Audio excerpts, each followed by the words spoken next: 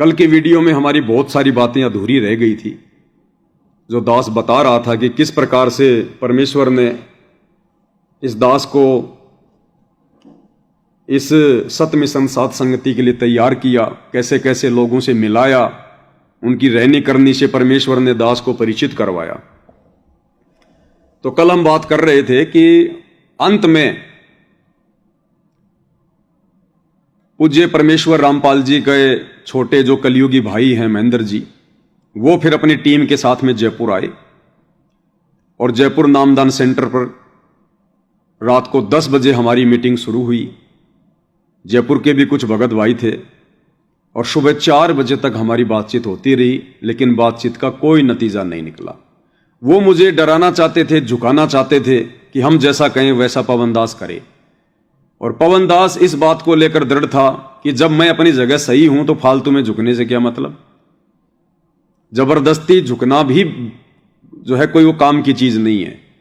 सामने वाले के हौसले फिर और बुराई की तरफ 2 कदम बढ़ाने के लिए जो है बुलंद होते हैं। तो दास ने कहा कि जब मैं अपनी जगह सही हूं, मैंने गलत क्या किया है बताओ। तो गलत वो मुझे ठहरा नहीं पाए और अंत में ये कहकर उठकर चले गए कि हमने तेरे जैसा आदमी नहीं देखा। तो दास ने कहा कि भाई मेरे जैसा आदमी तुम देखोगी भी नहीं कभी। तो महेंद्र जी वहां से निकल जाते हैं ये सोचकर कि भाई मैं तो भगोड़ा घोषित हूं और ये पवन दास हो गया अब खिलाफ, कहीं ये थाने वाने में रिपोर्ट ना कर दे। तो वो उसी समय अपनी स्विफ्ट गाड़ी लेकर और 4-5 जो लोग थे उनके साथ वो निकल गए। और उसके बाद भाई और बहनों फिर उन्होंने मेरे खिलाफ संगत को भ्रमित करना शुरू कर दिया।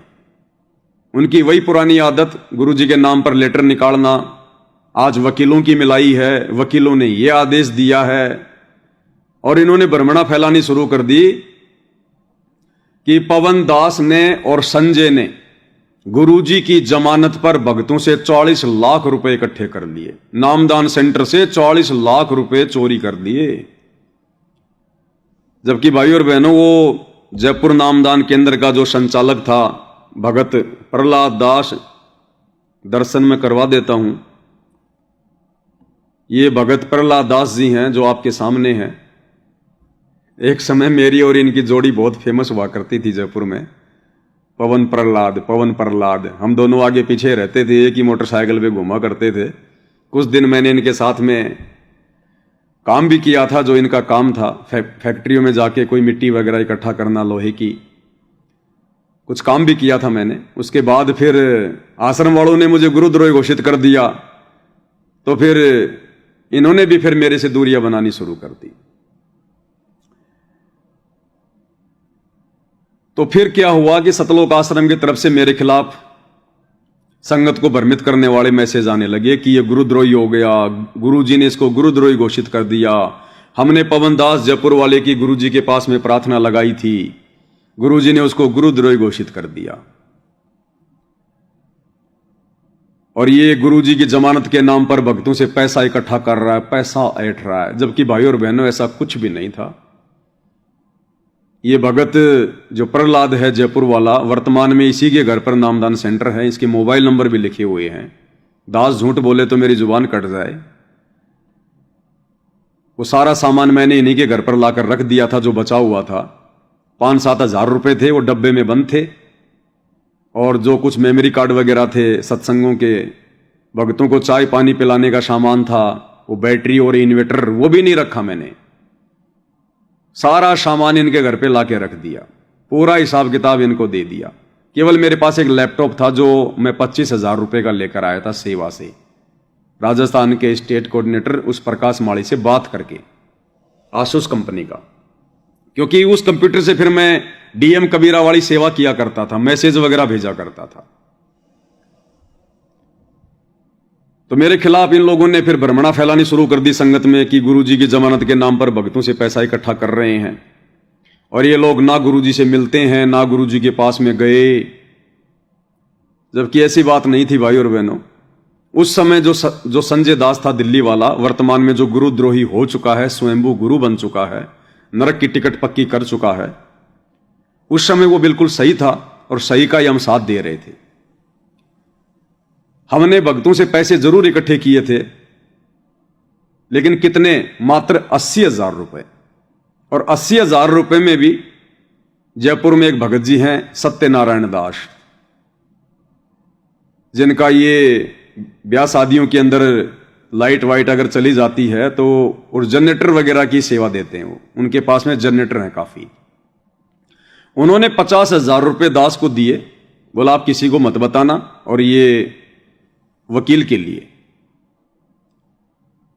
और बाकी 5-7 भगत और थे, किसी ने 5 दिए, किसी ने 10 दिए, ऐसे करके 80,000 रुपए दास के पास में आए थे। और दास ने वो पैसे, रूपदास भगत मेरे साथ में था जहां तक मुझे आइडिया है, और संजय दिल्ली वाले ने दिल्ली से एक भगत को भेजा था, वो गाड़ी लेके आया था। उस भगत को मैंने और रूपदास जी ने जाकर 14 नंबर उस पुलिया के नीचे, Delhi Jaipur bypass VKI area, वहां पर जाकर हमने उसको 80,000 रुपए यूं के यूं दे दिए। पवन दास ने 1 रुपया नहीं रखा। और संजय दिल्ली वाले ने सुप्रीम कोर्ट का वकील किया और बाकायदा पूज्य गुरुदेव भगवान से हमने वकालतनामे पर साइन भी करवाए। ये वकालतनामा ओरिजिनल आप जी देख सकते हैं। ये वकालतनामा in the Supreme Court of India, Gurudev भगवान का नाम लिखा हुआ है, गुरुदेव भगवान ने ये सब कुछ लिखा हुआ है, और ये गुरुदेव भगवान के हस्ताक्षर भी हैं। गुरुदेव भगवान ने अपना ये अंगूठा भी लगा रखा है, ये वाला यहां पर। और ये कब का है? 14 नवंबर 2015। 14 नवंबर 2015 को हम सत्सेवकों ने मिलकर दिल्ली में सुप्रीम कोर्ट का वकील किया। वकील का नाम भी लिखा हुआ है, एडवोकेट आर के Garg chamber, supreme court, new Delhi. Phone number 233811007 और मोबाइल नंबर है 9810728316। ये वकालतनामा ओरिजिनल आप भाई बहनों के सामने है। ये आश्रम वाले जो भक्तों को भ्रमित करते थे ना, तो ये वकालतनामा आप सबके सामने है। जबकि ये सतलोक आश्रम मैनेजमेंट वाले गुरुदेव का एक भी वकालतनामा नहीं दिखा सकते, एक भी, कि हमने कभी गुरुजी की जमानत लगाई हो। आज तक एक भी वकालतनामा ये संगत को नहीं दिखा सकते। जबकि हमने जिस मकसद के लिए कुछ एक भगत भाई बहनों से सेवा ली थी, जो हमारे जानकार थे, सबसे नहीं। सब तो हमें देते क्यों सेवा? हमारे को तो गुरुद्रोही घोषित कर दिया था, हमें कौन देता सेवा? हम खुद 8-10 भगत भाई बहनों ने मिलकर सेवा इकट्ठी की थी। और हमने बाकायदा हिसार जेल में जाकर वकील भेजकर पूज्य गुरुदेव भगवान से वकालतनामे पर साइन करवाए, और गुरुदेव भगवान ने स्वीकृति दी। ये वकालतनामा आप सभी के सामने है, ओरिजिनल, यहां झूठ का काम नहीं होता। लेकिन उसके बाद में जब पूज्य गुरुदेव भगवान के छोटे भाई महेंद्र ने देखा कि ये तो बात बिगड़ जाएगी, भाई संगत तो उन्हीं लोगों के साथ हो जाएगी जो लोग गुरुजी को बाहर निकलवाने का प्रयास करेंगे। अब उस समय भाई और बहनों, हम भी इतने ज्ञानी नहीं थे कि भाई गुरुदेव भगवान की जमानत करवानी चाहिए कि नहीं करवानी चाहिए। जो हमारी जमानत करवाने के लिए आए हैं, हम 2 कोटि के जीव, उनकी क्या जमानत करवा सकते हैं? लेकिन उस समय तक भाई और बहनों बुद्धि इतनी ऊपर नहीं उठी थी। लेकिन जो प्रयास हम कर रहे थे अपने स्तर पर, हम बहुत अच्छा कर रहे थे। तो ये वकालतनामा भी आप सबके सामने है। इसको लेकर इन लोगों ने संगत में, सतलोक आश्रम वालों ने मुझ पवन दास के खिलाफ भ्रमणा पैदा कर दी कि पवन दास ने 44 लाख रुपए नामदान केंद्र से चोरी कर लिए। अरे जबकि मुझ पवन दास के पास जब नामदान केंद्र था, उस समय तो ज्योति पाठ का कोई आदेश भी नहीं था। कोई एक आध भगत था बेचारा जो वो पैसे दे के गया था।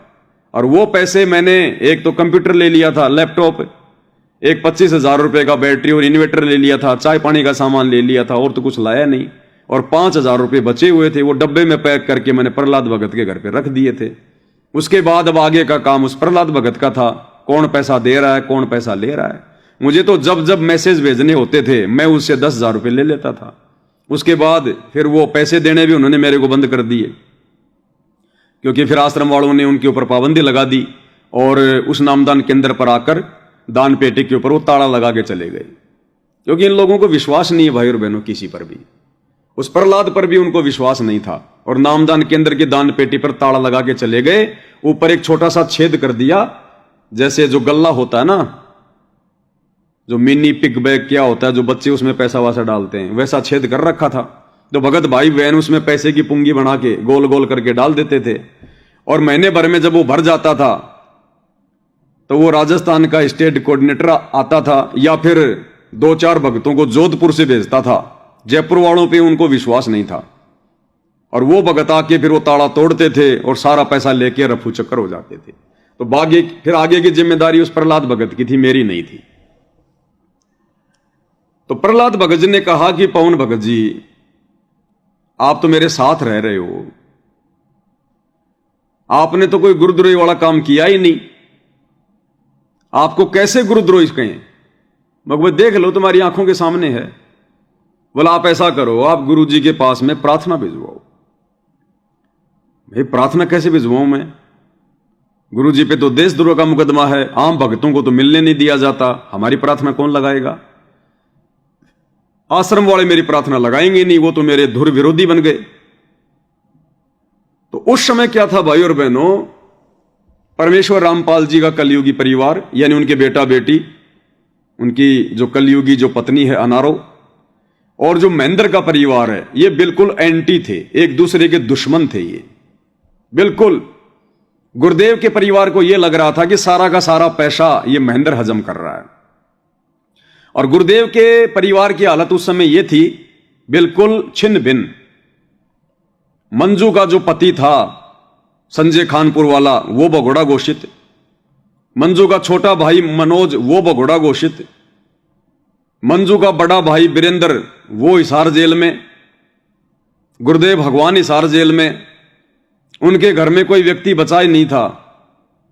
और इधर महेंद्र भगोड़ा था, लेकिन सारी बागडोर इसके हाथ में थी, और महेंद्र का जो लड़का था वो सबसे पहले जमानत पर आ गया था।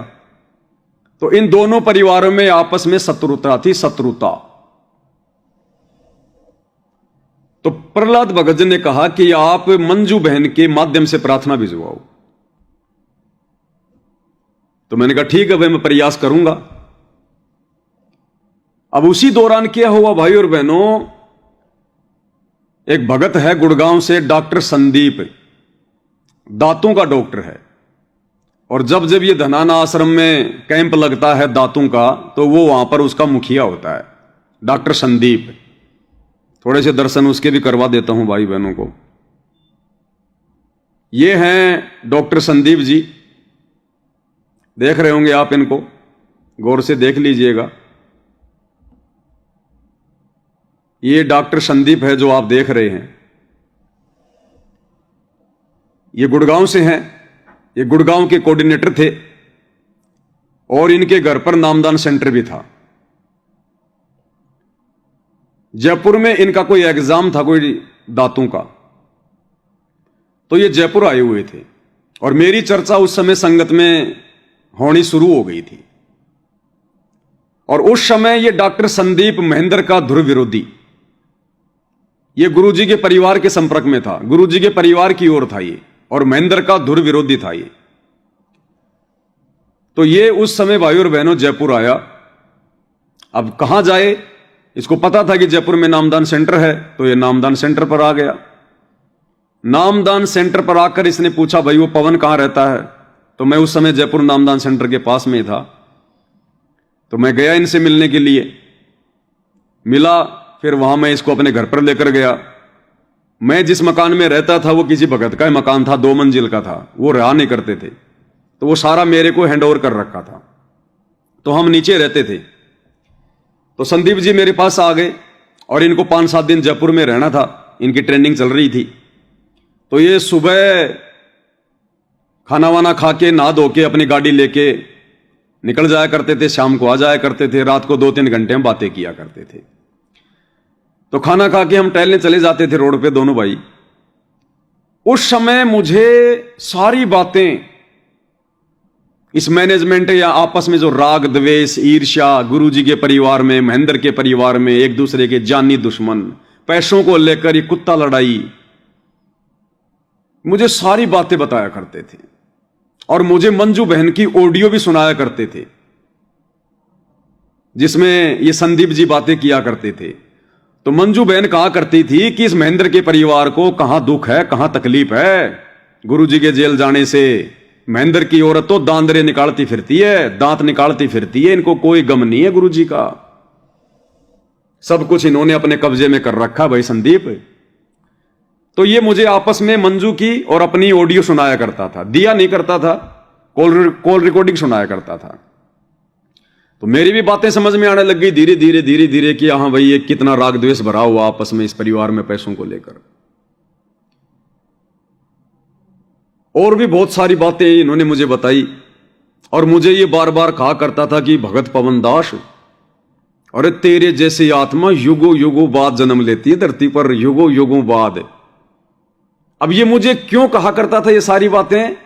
महेंद्र से अपनी रंजिश निकालने के लिए, क्योंकि खुद तो इसकी बोलने की हिम्मत थी नहीं, खुद तो पता नहीं डरता था या फिर क्या कारण था इसका। ये चाहता था कि पवन दास को मैं सारी सच्चाई बताकर और महेंद्र से अपनी रंजिश निकालूं। अब भाई मैं तो सत्य का साथी था, मुझे किसी से रंजिश का तो कोई मतलब था ही नहीं, मुझे तो सत्य चाहिए था और उसके लिए परमात्मा ने संदीप को मेरे पास भेज दिया। बहुत सारी बातें ये मुझे बताया करता था कि एक बार हम बहुत सारे भगत दिल्ली में बैठे हुए थे, वहां पर महेंद्र जी भी थे, और ऐसे कोई बात चल गई तो महेंद्र ने गुस्से में आकर कहा कि ये मिशन अपनी ऐसी तैसी कराओ, ये जो मिशन है ना, ये भक्ति वाला मिशन चल रहा है जो गुरु जी का, ये अपनी ऐसी की तैसी कराओ ये मिशन। मैं तो गुरु जी को अपना भाई मानता हूं, वरना मुझे इस मिशन विशन से कोई लेना देना नहीं है। यानी भगत ये संगत भाड़ में जाओ, कुएं में पढ़ो, ये भक्ति भक्ति को करो ना करो, मैं तो केवल गुरु जी को अपना बड़ा भाई मानता हूं। मतलब गुरु भी नहीं, परमात्मा भी नहीं, मैं तो गुरु जी को अपना बड़ा भाई मानता हूं, इसलिए मैं ये सब कुछ कर रहा हूं, नहीं तो मिशन अपनी ऐसी तैसी कराओ। तो दास को समझ में आया कि ये इतनी बातें अगर बोल रहा है तो ये गुरु को अपना भाई भी नहीं मानता, ये तो इसकी मजबूरी है, क्योंकि ये भगोड़ा घोषित है। अगर संगत को अगर संगत की इसे आवश्यकता ना हो तो ये इतनी बात भी ना बोले कि गुरु जी को तो मैं अपना बड़ा भाई मानता हूं। अगर ये भगोड़ा घोषित नहीं होता तो ये कब का भक्ति छोड़ के बैठ चुका होता। लेकिन इस महेंद्र की मजबूरी हो गई संगत के बीच में बने रहना, क्योंकि ये भगोड़ा घोषित है। जाए तो कहां जाए, रिश्तेदारियों में जाए तो पुलिस पकड़ ले, उनके मुखबिर रहते हैं, तो संगत में छुप के रहना, और फिर वो खर्चा पानी कौन दे, फिर संगत वाले देंगे गुरु का भाई समझ के। तो इसकी मजबूरी थी ये बात कहना कि मैं गुरु जी को अपना बड़ा भाई मानता हूं, अन्यथा ये बड़ा भाई भी नहीं मानता। अगर ये गुरु जी को बड़ा भाई मानता तो बड़े भाई के कंधे से कंधा मिलाकर बरवाला कांड में संघर्ष करता, अपने बाप समान अपने बड़े भाई परमेश्वर रामपाल जी को बरवाला कांड के समय अकेला छोड़कर ये 18 नवंबर की रात को भगोड़ा बन के नहीं भागता। अगर भाई भी होता तो ये साथ देता, लेकिन ये भाई भी नहीं मानता। फिर इसने कहा कि एक दिन ये ऐसे ही अपनी फरारी काटता काटता महेंद्र और मेरे घर पे आ गया गुड़गांव नामदान केंद्र पर। वहां पर भक्तों की सेवा लगी रहती थी। तो भगत जी आए तो हमने इनके लिए भंडारा वंडारा बनवाया। मेरी जो घरवाली थी, जो सुनीता वकील है, वो सुमन वकील है, गुरुजी के मुकदमे भी देखती है, इसकी जो पत्नी है सुमन, तो सुमन उसके लिए खाना बना रही थी।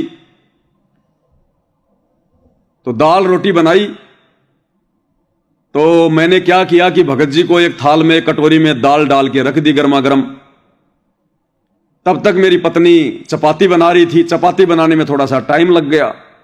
तो महेंद्र भगत जी के सामने वो थाली में दाल रखी है और 2-4 मिनट जब चपाती नहीं आई तो महेंद्र भगत जी एकदम से गुस्से में हुए और उस थाली को ठोकर मारी। उस थाली को यूं फेंक दिया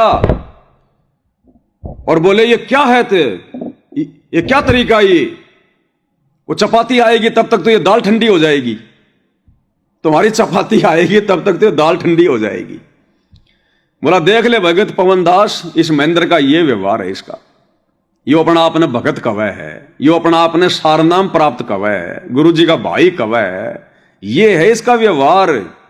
इसको 5 मिनट का भी धैर्य नहीं रहा कि चलो भाई कोई बात नहीं, चपाती आ रही है, खा लेंगे आराम से। चपाती जरा सी लेट क्या हुई, थाली को दूर फेंक मारा और कहा कि वो रोटी आओगी इतने तो दाल ठंडी हो जाएगी, तुम्हें खाना खिलाना भी नहीं आता क्या? और भी बहुत सारी बातें इसने मुझे बताई महेंद्र जी के बारे में। और बोला भाई तेरे जैसी आत्मा युगों युगों बाद धरती पर जन्म लेती है, युगों युगों बाद। हालांकि मैं इसकी इस प्रकार की स्तुति करने से ज्यादा फूलने वाला आदमी नहीं था। इतना तो मुझे भी आभास था कि भाई हाँ ये भी अपना काम निकाल रहा है। हमारी इसकी बहुत बातें होती थी और बहुत बातें बताई कि ऐसे ऐसे मतलब जो है गुरुदेव भगवान को फंसाया जा रहा है, ये है वो है।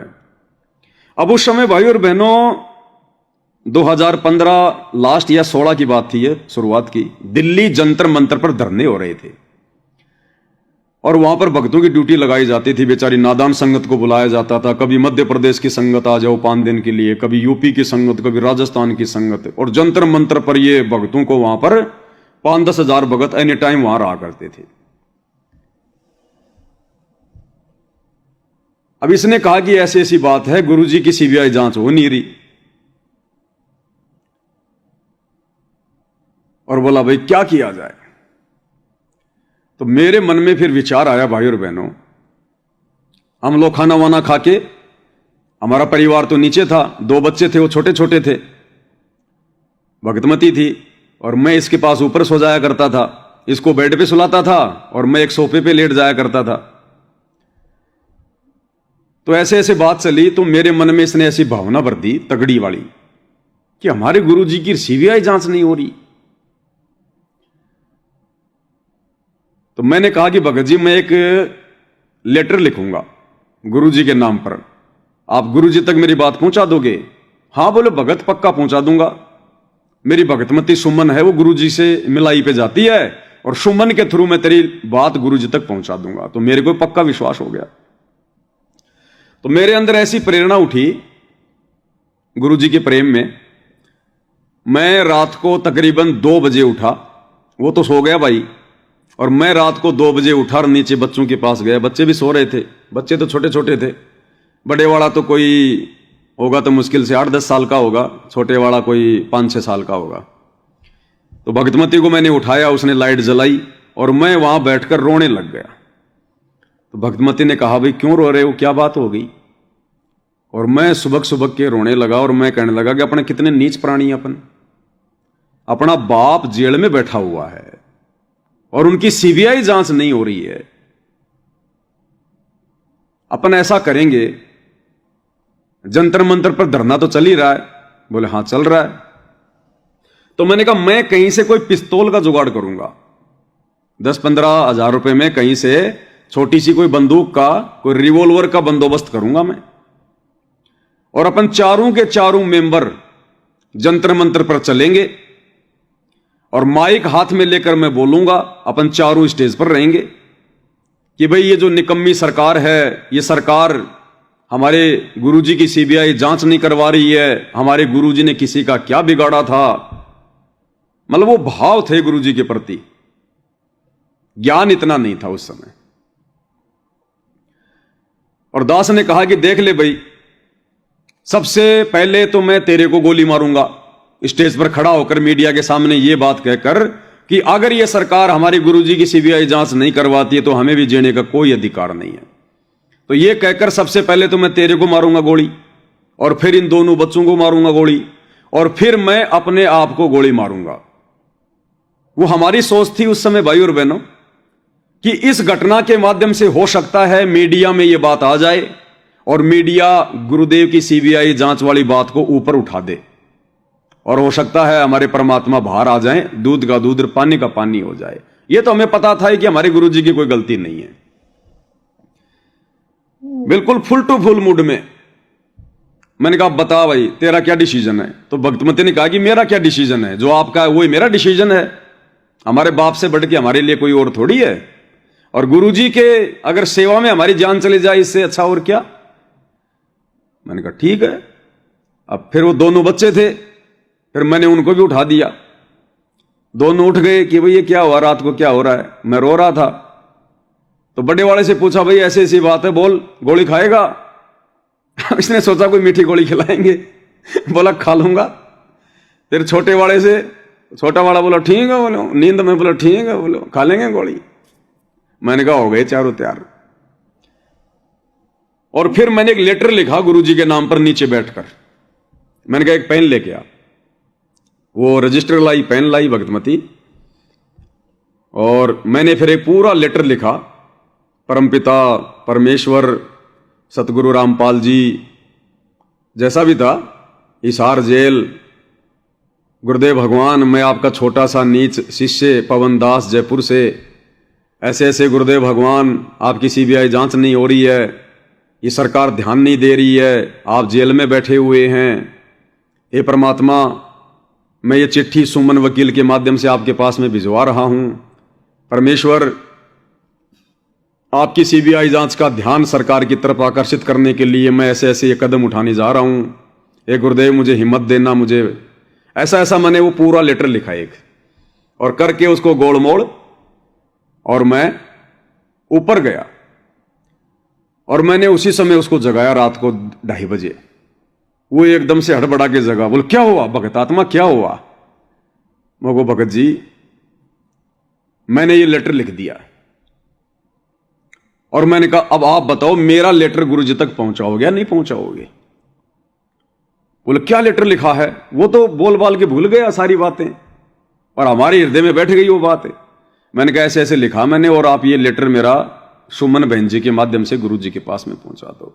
बोले भगत आत्मा, बोले यहां से जयपुर से मेरा काम फ्री होते ही, और बोले सबसे पहले तेरा ही लेटर पहुंचाऊंगा। मैं को पक्का? बोले पक्का। मैंने वो लेटर उसको दे दिया। 2-4 दिन वो मेरे घर पर रहा, काफी बातचीत होती रही। तो रात को उसको मैंने लेटर दे दिया।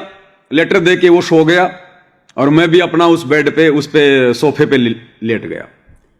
नींद आ गई। सुबह सुबह का समय था, तकरीबन 6 बज रहे होंगे। दास को सौपन आया। अब उसको सौपन भी नहीं कह सकते भाई और बहनों, क्योंकि मेरे तो जबरदस्त भाव थे कि मरना है बस, अब क्या करेंगे ऐसे जीवन का। हमारा बाप जेल में बैठा है, सीबीआई जांच हो नहीं रही, तो पक्के भाव थे। और ऐसे मैं रोता रोता सो गया। मेरी आंख लग गई। आंख लग गई तो मैंने सौपन में देखा कि नीचे से भगतमती मोबाइल लेके आई, दौड़ती हुई आई, और मुझे उठाया और बोली भगत जी, भगत जी। मैंने कहा हां। बोला गुरुजी का फोन है, गुरुजी का फोन। अब मुझे नहीं लग रहा था कि वो सौपन था, तो मैंने कहा ला ला ला। मैंने वो फोन लिया। मैंने कहा, फिर मैंने उसमें पता नहीं उस टाइम शायद मैंने सतसाई बोला होगा कि सतसाहिब गुरुजी। उधर से आवाज आई, सतसाई बेटा, ठीक है बेटा, पवन कैसा है, ठीक है? हाँ। मैं रोने लग गया कि हाँ गुरुजी, आपकी दया, आपकी मेहर है गुरुजी। मेरा वो गला भरा है बिल्कुल पूरा। गुरुजी आपकी दया, आपकी मेहर परमात्मा। फिर मैंने कहा तुरंत, मैंने कहा गुरुजी, मैंने वो संदीप वकील के माध्यम से सुमन बहन के द्वारा आपके पास गुरुजी मैंने एक प्रार्थना पहुंचाई है। गुरुजी आपके पास मेरी प्रार्थना आई कि नहीं आई? रोता रोता। तो गुरुजी बोले बेटा आ गई तेरी प्रार्थना, इसीलिए तो तेरे को फोन किया मैंने। बेटा तेरी प्रार्थना आ गई, और तू कोई चिंता मत कर बेटा, परमात्मा अपने साथ में है, कोई चिंता मत करना तू। तेरी प्रार्थना आ गई बेटा मेरे पास में। ऐसा अपने को कुछ भी नहीं करना है। ये जीवन अपने को मरने के लिए थोड़ी मिला, अपने को भक्ति के लिए मिला है। भक्ति कर परमात्मा की, सेवा कर मालिक की। कोई देर तक गुरुजी से मेरी बातचीत हुई, बिल्कुल ऐसे लग रहा रूबरू हकीकत मोबाइल पे। उसके बाद भगतमती मोबाइल लेके नीचे चली गई। और भाई और बहनों, कुछ देर बाद फिर मेरी आंखें खुल गई। और जब मैं जगा तो डॉक्टर साहब तो सो रहे थे, और जब मैं जगा भाई और बहनों, तो मेरी आंखों से आंसू ज्यों की त्यों गिर रहे थे, ज्यों की त्यों आंखों से आंसू गिर रहे थे। इसलिए उसको सौपन भी नहीं कह सकते, वो हकीकत थी भाई और बहनों। परमात्मा अंतर्यामी है, उन्होंने देख लिया कि भाई ये नालायक अपना काम बिगाड़ेगा। ये तो जो है धर्मदास वाली स्थिति में आ गया। उसने 3 दिन का भंडारा किया कि शायद परमात्मा आ जाएगा, और तीसरे दिन यदि भगवान नहीं आए तो आज मैं आत्महत्या करूंगा। धर्मदास ने फाइनल कर ली थी। और मालिक तो अंतर्यामी है, परमात्मा ने देखा कि धर्मदास अब काम बिगाड़ेगा, ये मरेगा, इसने ठान ली। तो परमेश्वर उस कदम के पेड़ के नीचे आकर बैठ गए। तो गुरुदेव भगवान ने देखा कि ये बिल्कुल फाइनल डिसीजन कर चुका है, और ये अपना काम बिगाड़ेगा ही। तो परमेश्वर ने रात को ही फिर दास को सब कुछ बताया, सारी बातें हुई। और जब मैं उठा तो आंखों से ऐसे के ऐसे आंसू गिर रहे, ऐसे के ऐसे आंसू। उसके बाद भाई और बहनों, गुरुजी की हिसार में तारीख थी। उस समय हम भी तारीखों पर जाया करते थे।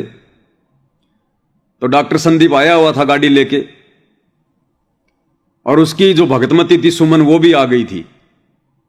फिर जब उसका जयपुर से काम समाप्त हुआ तो हम तीनों प्राणी, मैं पवन दास, डॉक्टर संदीप, उसकी धर्मपत्नी सुमन, मैंने कहा चलो भाई मैं भी फिर उधर से निकल दूंगा गुरुजी की तारीख पे, सीधा तुम्हारे साथ में गुड़गांव चलूंगा, गुड़गांव से फिर हिसार, हिसार से फिर मैं आ जाऊंगा। बोल चल। इसके घर पे नामदान सेंटर था, हम गुड़गांव में इसके घर पर आ गए। इसके घर पर खाली ये अकेला, इसकी पत्नी, इसके बच्चे थे नहीं, शायद अब भी नहीं होंगे इनके बच्चे, और इसकी मां। तो ये तो अपना अंदर सो गए और मैं अपना नामदान केंद्र वाली जगह पे सो गया। सुबह नित्यनियम का समय हो गया तो मैंने इनको उठाया कि भाई उठो भाई, नित्यनियम का समय हो गया, तुम सो रहे हो अभी तक। तो ये खड़े हुए, मैंने तो अपना उधर नित्यनियम कर लिया, इन्होंने अपना अंदर किया कि नहीं किया वो जाने, उनका काम जाने। फिर नहाए धोए 10-11 बजे, फिर उसकी माता जी को साथ में लेकर और हम चारों प्राणी हिसार की तारीख पर गुरुजी के दर्शनों के लिए निकल पड़े। अब हिसार की तारीख पर हम गए भाई और बहनों, तो फिर और भी भगत मिल गए डॉक्टर संदीप के साथी। दूसरा साथी कौन था? दूसरा साथी था उत्तर प्रदेश का स्टेट कोऑर्डिनेटर संजीव हुड्डा। ये संजीव हुड्डा जी हैं भाई और बहनों। नाम Sanjeev Hooda, address house number C39, सूरज पार्क, रोहिणी, सेक्टर 18, दिल्ली 42, 9560482460। ये उस समय उत्तर प्रदेश का स्टेट कोऑर्डिनेटर था। तो ये भी अपनी टीम के साथ में अपनी गाड़ी लेके वहां पर तारीख पर आया हुआ था। इन लोगों की पहले ही वहां पर कोई मीटिंग होनी थी वहां पर हिसार में, और दिल्ली से कुछ एक भगत थे। एक रामनिवास छावड़ा था, दिल्ली से रामनिवास छावड़ा, एक फौजी जिसकी टांग एक जो है टूटी हुई है, वो लंगड़ा के चलता है होकी लेके। रामनिवास छावड़ा सफारी सूट पहनता है, जानते होंगे दिल्ली और गुड़गांव के भगत जानते होंगे। गुड़गांव में रहता, छावला में, रामनिवास छावला नाम है उसका। आश्रम में रहा करता था गुरुजी के साथ में, वो कमेटी में था बरवाड़ा में। तो कुल मिला के भाई और बहनों हमें 10-12 भगत। हिसार में कोई एक भगत था, उसके घर पर हम रुके, वहां पर हमारी मीटिंग हुई। मुझे नहीं पता था इन बातों का। हम सब वहां इकट्ठे हो गए, और उस समय जितने भी लोग इकट्ठे थे सारे महेंद्र के विरोध में थे, टोटल महेंद्र के विरोध में। ये उत्तर प्रदेश का स्टेट कोऑर्डिनेटर संजीव हुड्डा गालियां निकाल निकाल कर उस मीटिंग में कि एक बार उस हरामखोर महेंद्र ने पकड़ लियो, वो कित रहा है, एक बार उस हरामखोर को एक बार उसको पकड़ तो लो, उसकी ढंग से धुलाई करेंगे, ढंग से धुलाई। मतलब टोटल ये सारे के सारे लोग महेंद्र के खिलाफ थे। और आगे चलकर जैसे जैसे महेंद्र ने इनको वो पद बांटने शुरू किए, किसी को कोऑर्डिनेटर का, किसी को नामदान केंद्र का, किसी को क्या, सारे के सारे उसके चरणों में आके गिर गए। लेकिन उस समय इन सबके विचार क्या थे महेंद्र के प्रति?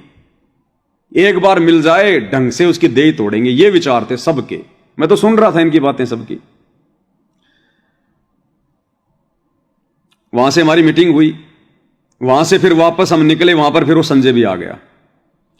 फिर हम सारे के सारे भगत मिलकर हरियाणा के करनाल में एक सरिता बहन है जो पेशे से वकील है, गुरुजी के मुकदमों में भी है, वो गुरुजी के मुकदमे भी वो लड़ रही थी उस समय। और उस समय हरियाणा का जो मुख्यमंत्री था मनोहर लाल खट्टर, उसके खिलाफ उसने करनाल से उसने चुनाव लड़ा था सरिता वकील ने, लेकिन वो हार गई थी। तो वो गुरुजी की भगत थी। फिर हम सब ने मिलकर सरिता वकील को नया वकील खड़ा किया कि भाई ऐसी ऐसी बात है, ये गुरुजी का जो परिवार है, ये जो महेंद्र है उनका भाई है, ये लोग चाहते नहीं कि गुरुजी बाहर आ जाए, सारा षड्यंत्र बरवाला कांड का इन लोगों का है, और इन सबको पता था इन बातों का, ये सब कुछ ये किया कराया इस महेंद्र का है। हम सब ने मिलकर सरिता को वकील कर लिया, लेकिन वो ज्यादा दिन तक नहीं टिक पाई। 1-2 बार तो गुरुजी के पास में गई, लेकिन उसके बाद महेंद्र उसको जो है वो दबाव देने लग गया। उसकी रिकॉर्डिंग मेरे पास में रखी है, 1-1 घंटे की 4 रिकॉर्डिंग है वो सरिता वकील की, उसी मीटिंग की जिसमें हम सारे भगत थे। संजय था, मैं था, ये संदीप था, सारे थे। वो 4 रिकॉर्डिंग मेरे पास आज भी सेफ हैं, पूरी की पूरी। उसके बाद वो सरिता भी बैठ गई थोड़े दिनों बाद में। फिर मेरे ऊपर भाई और बहनों ज्यादा दबाव बढ़ गया। ये लोग मेरी जान के दुश्मन बन गए, मैनेजमेंट वाले। मैं उसी मकान में रहता था जयपुर में। फिर एक दिन मंजू का पति संजय खानपुर वाला और बलजीत लहरी का बेटा अनिल लहरी, वो बबीता का भाई, दोनों के दोनों ये भगोड़े थे। ज्यादातर राजस्थान में पड़े रहते थे, जोधपुर में। तो जब इन लोगों को पता चला कि पवन दास ऐसे ऐसे हो गया, तो ये दोनों जने मेरे पास में आए, साथ में राजस्थान का स्टेट कोऑर्डिनेटर प्रकाश माड़ी। ये तीनों मेरे पास में आए और उस मकान में बैठकर मेरे साथ में इन्होंने मीटिंग करी और बोला तू महेंद्र के खिलाफ मैसेज डालना नहीं छोड़ेगा। मैंने कहा भैया क्यों छोड़ूं, मैं क्या गलत मैसेज डाल रहा हूं, बताओ मैंने क्या गलत कहा है। एक भी तो बात बता दो जो मैंने उनके खिलाफ मैंने कोई गलत कही हो। बोला तू नहीं मानेगा क्या उसके खिलाफ, देख लेना, फिर हमारे को आता है फिर मनवाना। अब जब वो इतना बोल गए तो फिर मैं भी बोल गया कि देख लेना भाई, तुम्हारे से जो बने वो कर लेना, तुम जाओ, मैं नहीं छोड़ने वाला। छोड़ता तो भी नहीं छोड़ूंगा। अब तो छोड़ दो, अगर छोड़ना होता तो भी नहीं छोड़ूंगा। तुम धमकी दे रहे हो क्या? ये कहकर वो दोनों वहां से निकल लिए। मेरे ऊपर ज्यादा दबाव बढ़ गया। ये लोग फिर मेरे को मारने की साजिश में लगे रहे, मौका देखने लगे। अब उस समय मैं क्या करता था, ये कजोड़ भगत जी भी मेरे शायद संपर्क में उस समय तक नहीं थे, शायद उस समय संपर्क में नहीं थे, उसके बाद में संपर्क में आए थे। तो मैं अपना दही बड़े का काम भी किया करता था उस समय। और जयपुर के विद्याधर नगर में नेशनल हैंडलूम के पास में मैं अपना टेम्पू लगाया करता था। टेम्पू मैं उस समय मेरठ से ले आया था। मेरठ वाले भक्तों ने मेरे को एक सेकंड हैंड टेम्पू दिलवा दिया था और उसकी बॉडी वाडी बनवा के मैंने दही बड़े का काम शुरू कर दिया था। तो मैं अपना उस समय फिर मैं वीडियो बनाने लग गया, छोटे छोटे मोटे। एक अलीगढ़ का भगत था, उत्तर प्रदेश का, पहले मैं उससे वीडियो बनवाता था, मुझे आते नहीं थे बनाने वीडियो, कि भगत जी मैंने मैसेज टाइप कर दिया, अब आप इसका वीडियो बना दो, ये धीरे धीरे ऊपर चलता रहे। अब वो भगत भी फिर आनाकानी करने लग गया। तो एक दिन मैंने कहा कि भगत जी आप ये वीडियो बनाओ, बहुत ही अर्जेंट है। तो उसने कहा कि मैं कोई नौकर हूं क्या, मेरे भी तो काम है, मैं कोई नौकर हूं तुम्हारा यार, मन में आता तभी बोल देते हो वीडियो बनाओ वीडियो बनाओ। तो मैंने सोचा कि ऐसे तो बात नहीं बनेगी। अब क्या करें। तो रामचंद्र जी उस समय मेरे संपर्क में आ गए थे। तो रामचंद्र जी ने कहा कि भगत जी आप सीखो ना वीडियो बनाना, कैसे क्या सीखा जाता है। तो मैंने ऐसे फिर मोबाइल में भाई कौन सी क्या है एप्लीकेशन वगैरह, फिर मैंने देखा कि ये तो काइन मास्टर है, फिर मैंने काइन मास्टर को यूज करना शुरू किया। और आज भी मैं उसी काइन मास्टर से सारे वीडियो बना रहा हूं, उसी काइन मास्टर से। ये परमात्मा ने मेरे लिए बनवाई थी वो एप्लीकेशन, ये देख लो आप। उसको मैंने धीरे धीरे सीखा और फिर मैं खुद ही वीडियो बनाने लग गया और डालने लग गया। अब ये लोग मेरी ताक में। तो एक दिन मैं तो अपना दही बड़ा बेच रहा था यूं आगे मुंह करके, पीछे से वो संजय खानपुर वाला मंजू का पति वो पीछे से आके खड़ा हो गया और बोला और भगत। जब मैंने देखा पीछे, हो मगो सत साहिब भगत जी सत साहिब। तो मैंने कहा भगत जी दही बड़े खाओगे? बोला कूतरू ऐसे बोला मेरे को, बोला रे कूतरू तेरे दही बड़े खाएंगे, मेरे को नरक में जाना तेरा दही बड़ा खा के। कूतरू यानी कुत्ते का बच्चा। अब ठीक है मोग भाई, है तो कुत्ते के बच्चे ही हैं, कौन सी बड़ी बात है, सब यहाँ कुत्ते ही हैं, जो सतलोक से आ गए सारे कुत्ते ही हैं। ये अपने आप को शेर समझ रहा तो अलग बात है। तो मेरे को पानी तो पी लो। अरे बोले कूतरू तेरा पानी भी ना पीवा। मेरे को ठीक है चलो, मेरे दही बड़े बच गए, मेरा पानी बच गया। और बोला तू बाज आ जा, अपनी हरकतों से बाज आ जा तू। मेरे को भाई मैंने क्या कर दिया? बोला तू समझ जा, बोलो सुधर जा, तू ठीक नहीं कर रहा तू जो कर रहा हो, सेवा कर ले कोई डंकी। देख मैं सेवा कर रहा और मेरे को 12,000 रुपए मिलते हैं मैनेजमेंट की तरफ से, 12,000 रुपए हर महीने। वो बोला संजय खानपुर वाला। तो मैंने कहा भाई, अब मैंने मन में सोचा कि भगोड़ा आदमी, ये ना कोई सेवा कर रहा ना कुछ और, पुलिस से डर के भाग रहा है और ऊपर से 12,000 रुपए और ले रहा है, ये तगड़ी सेवा कर रहा है। और वो जो 2 4 5 भगत और थे जयपुर के जो उसको लेके आए थे, उनको तो पता ही था मैं कहां दुकान लगा रहा हूं। तो फिर थोड़ी देर बाद में फिर वो वहां से निकल गया, क्योंकि वो भगोड़ा घोषित था। उसने सोचा कि कहीं कोई फोन फान ना कर दे, मैं पकड़ा जाऊं। तो वो ये बात कह के मेरे को वहां से निकल गया। फिर मेरे पास में धमकियां आने लग गई बहुत ज्यादा, मारने की, पता नहीं क्या क्या। तो काफी भगत मेरे संपर्क में आ गए थे। तो संजय दास के संपर्क में उस समय फरीदाबाद के बल्लभगढ़ का कोऑर्डिनेटर था रमेश दास। रमेश दास के भी आपको दर्शन करवा देते हैं, आप जानते होंगे काफी भगत भाई बहन। ये रमेश दास भगत जी हैं जो ये संदीप के इधर जो साइड में बैठे हुए हैं। बीच में फोटो पे कर्सर रख के फिर दोनों उंगलियों से चौड़ा करना है। ये आप देख रहे होंगे भाई और बहनों, ये जो तीसरे नंबर पे, जो ये चौथे नंबर पे लास्ट में जो ये खाकी सी जैकेट पहन के और सर पे टोपा पहन के आंख बंद करके जो बैठा हुआ लास्ट में मोटा सा, ये रमेश भगत जी हैं, फरीदाबाद से हैं। ये बल्लभगढ़ में रहते हैं। ये वहां के कोऑर्डिनेटर थे और आज भी वहां के कोऑर्डिनेटर हैं। ये संजय के संपर्क में थे। संजय अक्सर इनके घर पर जाता था और उस समय ये भी साथ संगति से जुड़े हुए थे। ये भी मैनेजमेंट के खिलाफ थे, महेंद्र के खिलाफ थे कि हां जो भी कुछ हुआ ये गलत हुआ है और ये महेंद्र का किया हुआ है। तो मैंने संजय से कहा कि भाई ऐसी ऐसी बात है, मेरा तो बहुत ज्यादा विरोध बढ़ गया है, मरने मारने की धमकियां आने लग गई। तो इसने कहा कि भाई ऐसा कर, तू फरीदाबाद आ जा। तो भाई और बहनों, मैंने मेरा जितना भी सामान था सारा सट्टा बाल बच्चे साथ लिए और मैं हरियाणा के फरीदाबाद में आ गया।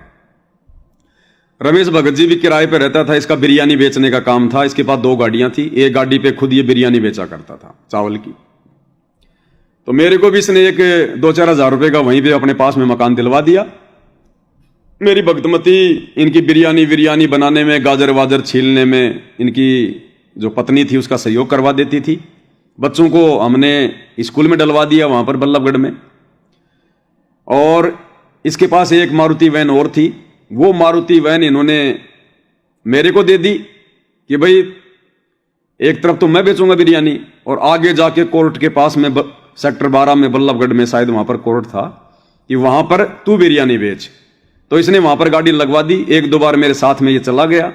बाद में फिर मैं अपनी गाड़ी ले आता। सुबह बिरयानी वो जो है वो ले जाता। दिन में अपना सेवा करता रहता, मैसेज डालता रहता। कोई आता तो बिरयानी बना के दे देता। शाम को गाड़ी वापस ले आता। और ये मेरे को रोजाना मजदूरी के 500 रुपए दे दिया करता। तो 500 रुपए में भाई मेरा मकान किराया भी हो जाता और मेरा खाना खर्चा भी हो जाया करता था। काम मेरा निकल जाता था। तो तकरीबन मैंने 2-3 महीने इनकी गाड़ी पर वहां पर बिरयानी बेचने का काम किया। फरीदाबाद के और भी काफी भगत थे। एक भगत है दैया, जो ये डॉक्टर संदीप के साथ में जो ये मेहंदी के जो कलर वाली जो ये शर्ट वर्ट जो पहन रखी है, ये दैया भगत है। ये फरीदाबाद के भगत जानते हैं अच्छे से। तो ये भी मेरे साथ में, मतलब सारे हम आपस में एक ही टीम के आदमी थे, सारे मैनेजमेंट के खिलाफ थे। अब महेंद्र को पता चला कि ऐसे ऐसे भाई वो तो बल्लभगढ़ में है और संजय भी साथ में है और बल्लभगढ़ के भगत भी उसके साथ में हो गए और ये तो भाई काम बिगड़ेगा। तो महेंद्र ने क्या किया, डॉक्टर संदीप को बीच में डाला और रामनिवास छावला उसके घर पर गुड़गांव में एक मीटिंग रखी गई कि भाई उधर बल्लभगढ़ से तो तुम आ जाओ सारे के सारे, बीच में ये संदीप उधर से महेंद्र को लाने वाला, इधर से हमारे को ले जाने वाला, और बोला आपस में बैठ के भाई मीटिंग कर लो। तो हम 10-15 भगत इधर से बल्लभगढ़ से 2 गाड़ियां लेके चले गए। उधर से महेंद्र आ गया, उसके साथी आ गए और रामनिवास छावला के घर पर रात्रि को हमने मीटिंग करी। 2017 की बात है। काफी बातें हुई वहां पर। तो अंत में डिसीजन ये निकला कि भाई जो हरकतें गुरुजी का भाई कर रहा है, जिस प्रकार से तुम लोग ये रैलियां वालियां धरने प्रदर्शन फालतू में कर रहे हो जिसका कोई मतलब नहीं निकल रहा, गुरुजी का मुकदमा चल रहा हरियाणा के हिसार में, और तुम जो है गुजरात के डीसी को ज्ञापन दे रहे हो, भक्तों को बेचारों को समय बर्बाद करवा रहे हो कि हमारे गुरुजी की जमानत करवाओ। अब वो गुजरात का डीसी हरियाणा में गुरुजी की क्या जमानत करवाएगा? वो लेके वो पर्चा विज्ञापन और वो डस्टबिन में डाल देता कि मूर्ख आदमी है, कहां से आए हैं ये। हम खुश हो जाते कि लो जी डीसी ने हमारा ज्ञापन ले लिया। तो इन्होंने हर जिले में, हर डिस्ट्रिक्ट में बेचारे भक्तों की रेल बना दी इन्होंने 1 साल तक। भगत बेचारे गुरुजी के नाम पर आ जाते थे कि गुरुजी का आदेश है, ज्ञापन देना है, ज्ञापन देना है। मेरे जैसे लेके माइक खड़े हो जाते थे, जांच कराओ, जांच कराओ, संत रामपाल जी की जांच कराओ। तो बहुत सारी वहां बातें हुई। अंत में महेंद्र ने कहा कि ठीक है भाई, हम हमारी तरफ से ऐसी कोई गलतियां नहीं करेंगे, लेकिन आज के बाद आप लोग भी मैसेज नहीं डालोगे। तो संजय जो है थोड़ा मतलब वो बड़बोला है। तो संजय ने क्या कहा, मैंने हारी मान ली, हारी हारी हारी हारी हारी हारी, मैंने हारी मान ली, मैं नहीं बोलूंगा अब। बोला देखना, बोले फिर हो जाए खड़ा, नहीं ना, बोले मैंने हारी मान ली, हारी मान ली मैंने। फिर मेरा नंबर आया, क्योंकि मैसेज तो मैं डाला करता था, उससे ज्यादा फेमस तो मैं हो रहा था। बोला भाई पवन दास तू, मैंने कहा भाई देखो बात ऐसी है, मैंने हारी हारी तो आती नहीं है। अब ये महेंद्र जी अगर कह रहे हैं कि हम ठीक ठाक चलेंगे, संगत को भ्रमित नहीं करेंगे, तो कोई दिक्कत नहीं है, मैं भी चुप रह जाऊंगा, अपना बिरयानी बेचूंगा, मुझे क्या दिक्कत है। लेकिन जिस दिन इस सतलोक आश्रम मैनेजमेंट ने फिर से कोई बकवाद करी, तो भैया मेरी उंगलियां नहीं रुकेंगी फिर, ये तुम देख लेना। हाँ बोला ठीक है ठीक है। तो ये कहकर हम वहां से आ गए। अब भाई उन्होंने कहां रुकना था, उनके सिर पर तो काल बैठा हुआ था। उन्होंने फिर से बकवादे शुरू कर दी, संगत से पैसा वगैरह ऐठना है, और नाम क्या लें, गुरुजी की जमानत के नाम पर वकील करने, वकीलों को फीस देनी है, एपी सिंह वकील कर लिया, एपी सिंह वकील कर लिया, और वकील को तो देने 5 लाख रुपए, और पूरी संगत से इकट्ठे कर लेते बेचारे जो है मतलब 10 करोड़ रुपए। और फालतू के मैसेज डालना वहां रैली में, ये रैली में, तो दास फिर मैसेज डालता संगत को कि भाई ऐसा मत करो, ज्ञान आधार से भक्ति करो, कई धक्के मत खाओ, गुरुजी के आने के बाद में हम ये करेंगे वो करेंगे। तो फिर इन्होंने देखा कि ये पवन दास तो अब नहीं मानने वाला। फिर इस डॉक्टर संदीप ने रमेश को और इस दैया भगत को और जो बल्लभगढ़ के 2 4 5 मैन मुखिया थे उनको अपने कब्जे में ले लिया। इनको छोटा मोटा कोई पद दे दिया, और बल्लभगढ़ में इन्होंने एक नामदान सेंटर खोल दिया।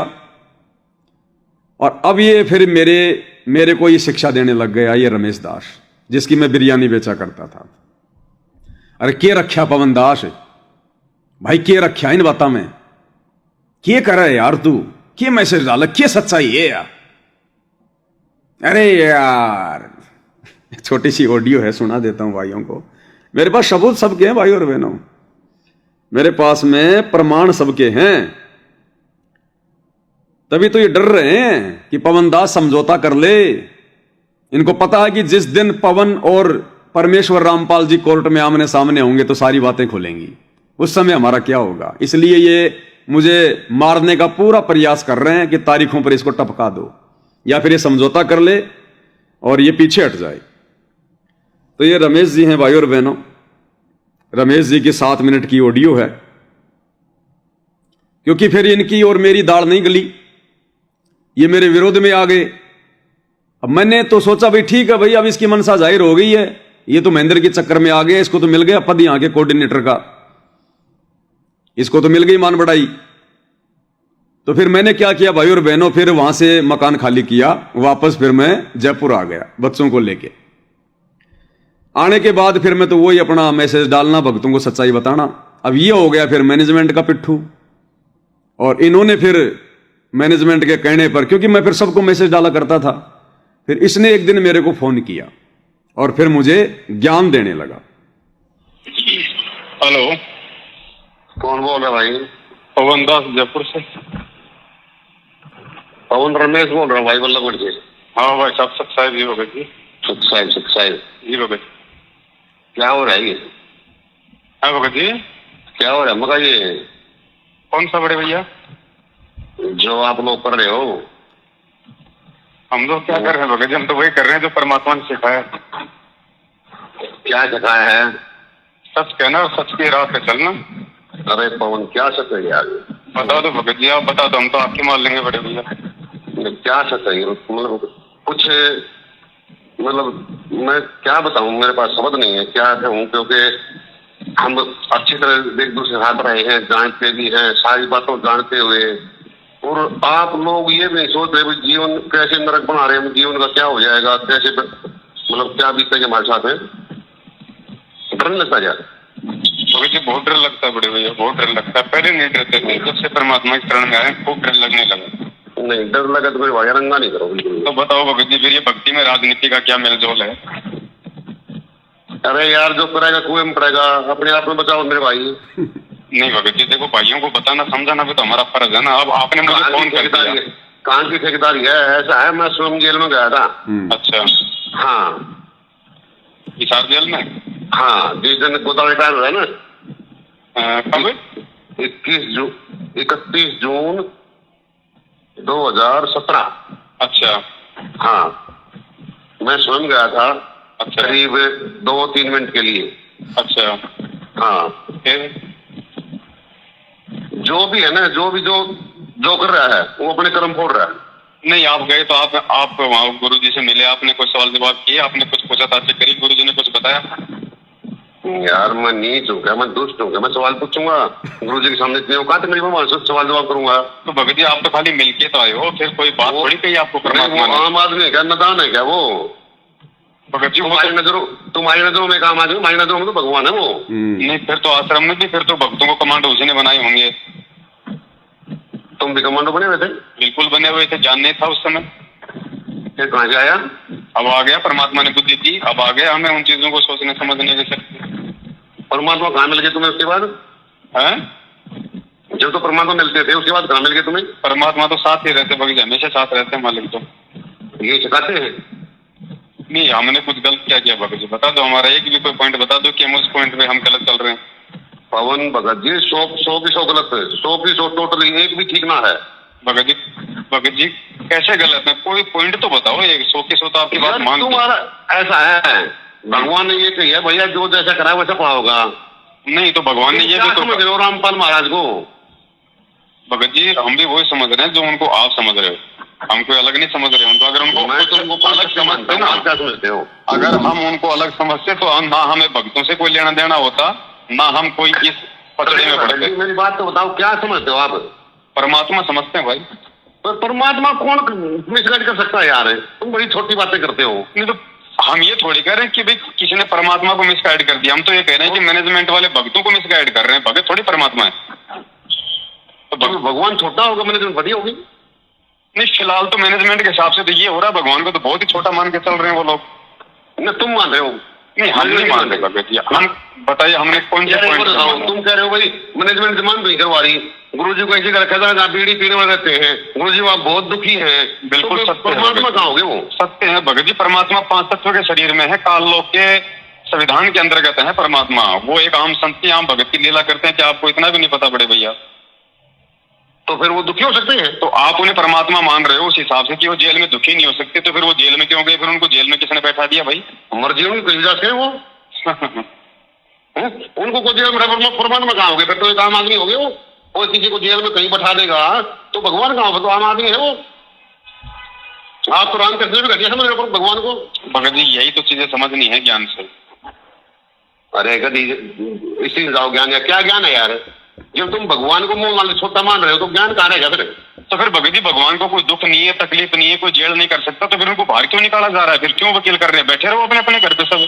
उनको कोई तकलीफ तो है ही नहीं, कोई परेशानी तो है ही नहीं, जेल आश्रम दोनों बराबर है उनके लिए। तो फिर क्यों वकील किए जा रहे हैं? फिर संगत क्यों जा रही है हिसार में? कोई परेशानी नहीं है। अब भी कल की बात है, कल भी उन्होंने ये कहा है कि मैं नहीं आऊंगा बाहर, मैं रिमोट से नीचे बैठा काम करूंगा सारे। तो भगत जी, जब बाहर नहीं आना चाहते तो वकील हटाओ ना, फिर क्यों मतलब संगत का पैसा बर्बाद हो रहा है? हटाओ है। कमाल कर रहे हो भगत जी। अभी तो एक तो बताओ, तुम पैसे को पैसे समझ रहे हो, एक तो भक्त के ये काम नहीं है, तुम तो इस पैसे को, तुम्हें तो पैसे का निशाना उतर, पता नहीं क्या चक्कर है। भगत जी, मेरा कहने का मतलब है, जिस दिन गुरु जी कहेंगे कि मैं जेल से बाहर आना चाहता हूँ, उस दिन वकील करो ना, फिर फालतू में क्यों परेशान कर रहे हो सबको? कौन परेशान कर रहा है? वकील क्यों लगा रखे? फिर वकील क्यों कर रखे? सब कुछ उनकी मर्जी से हो रहा है। तुमने कहा वकील, तुमने इकट्ठा कर लिया, वकील करेंगे, गुरु जी को बाहर निकलवाएंगे। भगत जी आज तक वहां पे साइन पर ना गए। भगत जी, दोगले काम ना तो गुरु जी करते हैं, ना गुरु जी की मर्जी से कभी दोगले काम होते हैं। कभी भक्तों ने कांग्रेस को सपोर्ट कर दिया। हाँ भगत जी, ये बात बताओ, ये राजनीति कहाँ से आ गई भक्ति में? ये भी क्या मतलब गुरु जी की मर्जी है? भैया ये भगत जी, राजनीति भी क्या भगवान की मर्जी है? अरे वो किले पर किसने काम कराया था 20 सालों की? कैसे क्या क्या क्या भक्ति थी वो? कौन सी किले? वो तो नकली काम कराया था। वो तो नकली भर्ती थी, नकली भक्ति थी वो तो। नहीं, गुरु आज्ञा थी वो। गुरु आज्ञा थी, लेकिन वो नकली गुरु की गुरु आज्ञा थी। अरे थी तो गुरु आज्ञा। हाँ बिल्कुल थी उसकी गुरु आज्ञा। फिर तो भाई वो क्यों गए थे वहाँ? वो कहते हम तो ओम नाम सेवा करने आए हैं, तुम आपके लिए भाई हमने रोटी कितने खाओगे भाई? सुदामा श्री कृष्ण जी का भगत था, वो मुझे भीख मांग के खाता था, फिर आप लोग क्यों नहीं खाते भीख मांग के, काम धंधा क्यों करते हो? हमारे गुरु जी ने कहा काम नहीं लगो, तो हमारे गुरु जी ने जो ज्ञान दिया ना, वो नकली गुरुओं से, उनके चेलों से उत्तम ज्ञान दिया, इसलिए हम लोग उस आधार उन्होंने कहा काम भी करो भजन भी करो, जो मैं कहूँ उसके वो आदेश को मानो, और बाद में देखी जाएगी तो होगी, एक बार मेरे नाम से कोई कहता उसको हाँ उसके वही काम कर दो, बाद में देखेंगे तो होगा वो। तो फिर गुरु जी ने ये आदेश कब दिया था कि तुम राजनीति भी करो और तुम भक्ति भी करो? हाँ ये आदेश दिया, वोट डालो भाई। कब दिया था भगत जी? किसको दिया आदेश? जब जिसने प्रार्थना करी उसको आदेश दिए हैं। किसको दिए? हमें तो नहीं दिए ना भगत जी। यार तुम हो पता नहीं कहाँ हो, घर में तुम्हें कौन आदेश देगा? आदेश दिए हैं, डेली ऑडियो आती है, आप लोग जेल मिल के आते हो, ले आओ कोई वीडियो, चलो नकली ऑडियो में बोलवा दो कि भाई मैंने आदेश दिए कांग्रेस को वोट डालने के लिए। अब यार तुम आवाज ही ना समझते, तुम उसको हाँ तो चलो आप तो समझते हो, तो कम से कम नकली ऑडियो है तो भगत जी उसी में निकलवा दो। भगत जी ज्ञान आधार से चलना पड़ेगा, ज्ञान आधार से ऑडियो 101% नकली है, नकली। अगर गुरु जी की आवाज में है तो भी नकली है, हमें ज्ञान आधार से उनके शब्दों की पहचान करनी पड़ेगी। ये तत्व ज्ञान है भगती, ये कोई मतलब बिरयानी बेचने का काम नहीं है कि सुबह बनाई शाम को बेच के आ गए। ठिकाना नहीं पाओगे भगत जी, मुझे नहीं पाएगा ठिकाना, कोई बड़ी बात नहीं बड़े भाई, आप संभल के मतलब ऐसे रास्ते चल रहे हो ना, शायद भगवान पता नहीं क्या हुआ तुम्हारे साथ। भगत जी यही होता है जब काल जब किसी की बुद्धि पे बैठता है ना, तो ये मेरा नंबर इस पर कुछ मत भेजा बस। ठीक है बड़े भाई, नहीं भेजेंगे आप, ठीक है ना, आज से नंबर नोट कर लीजिए। ठीक है जी, ठीक। हाँ मेरे सामने कुछ ना आ जा। ठीक है जी, बस। हाँ ठीक है। तो लास्ट में कह दिया भाई मेरे नंबर पे कुछ नहीं भेजेगा पवन दास, तो आज के बाद में ध्यान रखना तेरा ठिकाना नहीं होगा कहीं। तो भाई मैं क्यों भेजूँ भाई, ऐसी गलती मैं क्यों करूँ? फिर मेरे को ठिकाना चाहिए, जब तक धरती पे हूँ तब तक तो ठिकाना चाहिए ना मेरे को। तो कहने का मतलब भाई और बहनों, फिर मैं देख के इन भाइयों का रवैया कि अब ये सत्य का साथ नहीं देंगे, काल इनकी बुद्धि पे बैठ गया है। तो दास अपने बाल बच्चों को लेकर अपना जो है ट्रक में सामान डाल के और बल्लभगढ़ से वापस जयपुर आ गया, किराए का मकान ले लिया। किराए का मकान ले लिया भाई और बहनों।